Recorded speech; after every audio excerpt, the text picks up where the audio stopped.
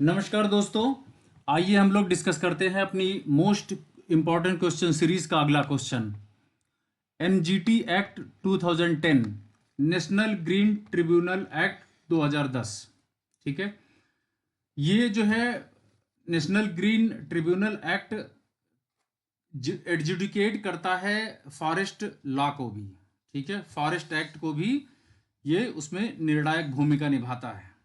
ठीक है, इसके जो प्रेजेंट टाइम देखिए, जब आप लोग आंसर राइटिंग करते हैं ना, उसमें जब कोई चीज प्रेजेंट से जोड़ते हैं तो क्वेश्चन का आंसर एकदम हेल्दी बन जाता है, कि मतलब एग्जामिनर को भी समझ में आता है कि ये जो है इनको नॉलेज है इस चीज की। ठीक है, ये इंटरेस्ट लेता है पर्सन। तो ये एनजीटी एक्ट के प्रेजेंट चेयर पर्सन है, जो चेयरमैन है वो जस्टिस प्रकाश श्रीवास्तव हैं। ठीक है, जस्टिस प्रकाश श्रीवास्तव 21 अगस्त 2023 को इनका अपॉइंटमेंट हुआ है। इसके पहले ये कलकत्ता हाई कोर्ट के जज थे। ठीक है, आइए हम इसका पर्पज जानते हैं। पर्पज एनजीटी एक्ट का है, एक तो to provide a dedicated and speedy mechanism for addressing environment matter in India. आपको इस शब्दों से भी, स्टेटमेंट से भी समझ में आ रहा है कि ये एक डेडिकेट स्पीडी मैकेनिज्म प्रोवाइड करता है इन्वायरमेंट को, इन्वायरमेंट मैटर में। ठीक है, और आप इसमें ज्यूरिडिक्शन की बात करते हैं, फंक्शन की बात करेंगे हम, पावर्स की बात करेंगे हम, कंपोजिशन की बात करेंगे, प्रिंसिपल और पेनाल्टीज की बात करेंगे।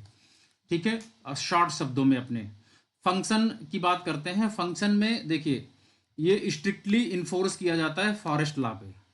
ठीक है, ये फॉरेस्ट लॉ को स्ट्रिक्टली इन्फोर्स करता है, पहली चीज। दूसरा, रिड्यूस करता है, reducing burden on higher court. जो कोर्ट में बहुत सारी पीआईएल डली होती है, नेशनल ग्रीन ट्रिब्यूनल के अगेंस्ट में केसेस डले होते हैं, उसको सॉल्व करने के लिए ही, उसको हल्का करने के लिए ही ये ट्रिब्यूनल बनाया जाता है। ठीक है, जैसा हम जानते हैं नेशनल ट्रिब्यूनल, ठीक है, आपको याद है सेक्शन 7B में था वो। ठीक है, तो ये reducing burden on higher court. ठीक है, अब इसमें देखिए अगला है एडजुडिकेटिंग इन्वायरमेंट केसेस। ठीक है, ये पर्यावरण से संबंधित सभी केस के न्यायिक निर्णय को सॉल्व करता है उसके थ्रू। ठीक है, इन्फोर्सिंग इन्वायरमेंटल लॉ को इन्फोर्स करता है। प्रोवाइडिंग रिलीफ एंड कंपनसेशन, उसके अगेंस्ट में जो भी रिलीफ और कंपनसेशन होता है वो दिलवाता है। ठीक है, प्रमोटिंग सस्टेनेबल डेवलपमेंट, हम लोगों ने सस्टेनेबल डेवलपमेंट भी अपने पिछले वीडियो में देखा था। उसमें 17 गोल्स को 2030 का टारगेट देते हुए यूएन के 193 कंट्रीज ने यह संकल्प लिया था कि सस्टेनेबल डेवलपमेंट गोल्स को अचीव करेंगे। 1 से लेकर 17 तक, उसको जाके पीछे वीडियो देखिए, आपको ये कॉन्सेप्ट समझ में आ जाएगा कि सस्टेनेबल डेवलपमेंट गोल्स है क्या, ये सस्टेनेबल डेवलपमेंट कहते किसे हैं।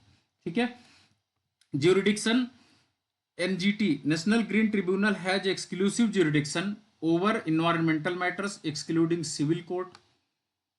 ठीक है, ज्यूरिडिक्शन ऑन सिमिलर इश्यूज, आप जानते हैं कि इसमें जो है ये सिविल कोर्ट से हटके होता है नेशनल ग्रीन ट्रिब्यूनल।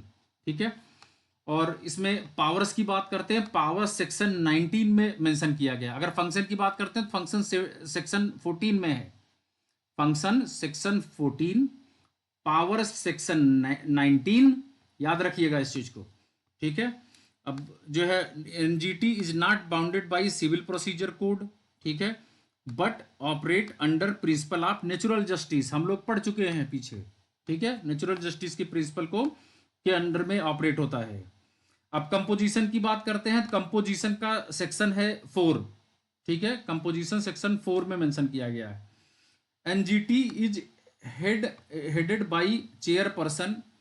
ठीक है, एनजीटी जो है चेयरपर्सन के थ्रू हेड किया जाता है, और इंक्लूड होता है जुडिशियल एंड एक्सपर्ट, ये जुडिशियल में एक्सपर्ट होना चाहिए। ठीक है, और इसमें मिनिमम 10 मेंबर, मैक्सिमम 20 मेंबर होते हैं एनजीटी में। नेशनल ग्रीन ट्रिब्यूनल एक्ट 2010 में ये मिनिमम 10 मेंबर, मैक्सिमम 20 मेंबर। और ये एनजीटी एक्ट 2010 कब लागू हुआ था? 18 अक्टूबर 2010 को, 18 अक्टूबर 2010। ठीक है, इसकी प्रिंसिपल क्या है? NGT is guided by the principle of suitable development. ठीक, अब पेनाल्टीज की बात करते हैं। पेनाल्टीज को सेक्शन 26 में मेंशन किया गया है, याद रखिएगा। सेक्शन हमने इसमें नोट्स में लिखा नहीं है, लेकिन मुझे वैसे याद है, इसलिए मैं सबको बता रहा हूं। कि सेक्शन जरूर लिखिए। Penalties section 26, penalties and fine क्या क्या है, 25,000 से लेके 1 लाख रुपया, ठीक है, पर डे। इसमें पर डे 25,000 से 1 लाख का पर डे फाइन लगता है, या 3 साल की कैद, या दोनों ही एप्लीकेबल होते हैं, ठीक है, क्लियर है। और ऐसे ही एक केस ला है जो है कृष्णा देवी वर्सेस यूनियन ऑफ इंडिया, ठीक है।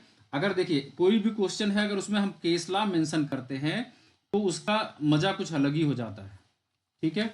अब आइए हम लोग जानते हैं कृष्णा देवी बनाम यूनियन ऑफ इंडिया 2014 क्या केस था, ठीक है। इसमें याचिकाकर्ता ने क्या किया कि राष्ट्रीय जो हरित अधिकरण है, नेशनल ग्रीन ट्रिब्यूनल जिसे बोलते हैं, ये गुड़गांव के सेक्टर 55-56 का केस है, ठीक है। गुड़गांव सेक्टर 55 और 56 के में सड़क चौड़ीकरण हो रहा था, ठीक है। सड़क को वाइड कर रहे थे, रोड को ज्यादा ब्रॉड कर रहे थे, चौड़ा कर रहे थे। उस परियोजना के खिलाफ याचिका दायर की गई थी। उसमें क्या था, उसमें 1055 पेड़ों की कटाई की गई थी। इसका एक हिस्ट्री समझिए आप। जो सेक्टर 55-56 गुड़गांव में रोड के किनारे जो पेड़ आ रहे थे, उसमें 1055 पेड़ को काट दिया गया था। क्यों? सड़क चौड़ा करने के लिए, ठीक है। उसमें 2 अथॉरिटी शामिल थी।